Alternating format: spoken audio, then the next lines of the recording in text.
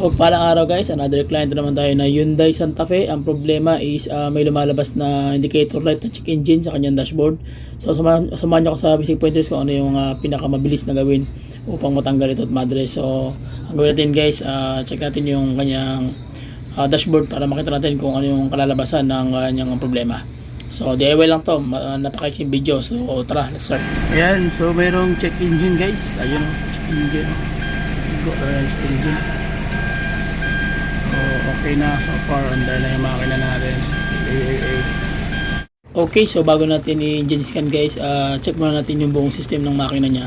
So far wala namang talsik, okay naman yung kanyang piston sa ilalim, wala naman siyang blow by, even yung kanyang tatawag na valve train and valve seal, wala na rin blow by. So okay yung engine, walang problema. So either electrical lang ito o ano pa mga symptoms na meron dito guys. So either wiring, sensor o ano pa bang pwedeng ating gawin. So at least alam natin na okay yung engine. So gawin natin guys, undergo tayo ng engine scan para makita natin kung ano yung kalalabasan ng problema.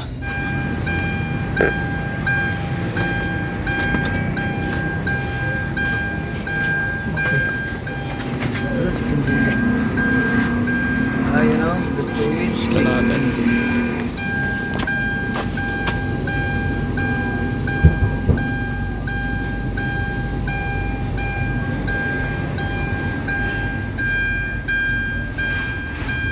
Yan na. Okay, so ayan na guys, lumabas na yung code na P2016 o code na P2016. So intake manifold malfunction o runner, ibig sabihin either hindi yan gumagana o barado o ano ba bang pwedeng maging cause nito guys. Either electrical, sensor o ECM. So marami pwedeng pagbigyan paghugutan ng problema na ganito. So ibig sabihin hindi na tama yung bato ng sender papunta sa ECM. Ibig sabihin yung calculation ng hangin mula dun sa intake, and then yung kanyang mass airflow, yung kanyang intake flow, yung kanyang pressure. So marami naging cause ito guys.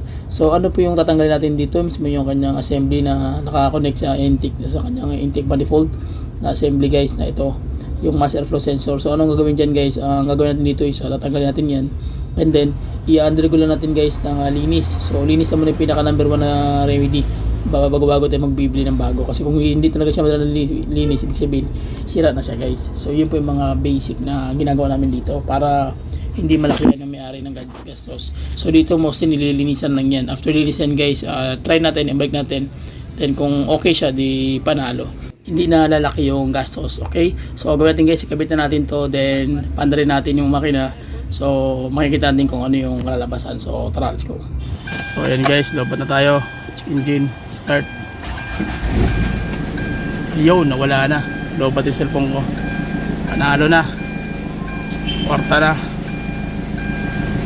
Okay. So ganun lang kadali guys. So maraming salamat sa inyo sa walang sawang suporta. Please share my video, subscribe to my YouTube channel. Bye bye and God bless. See you.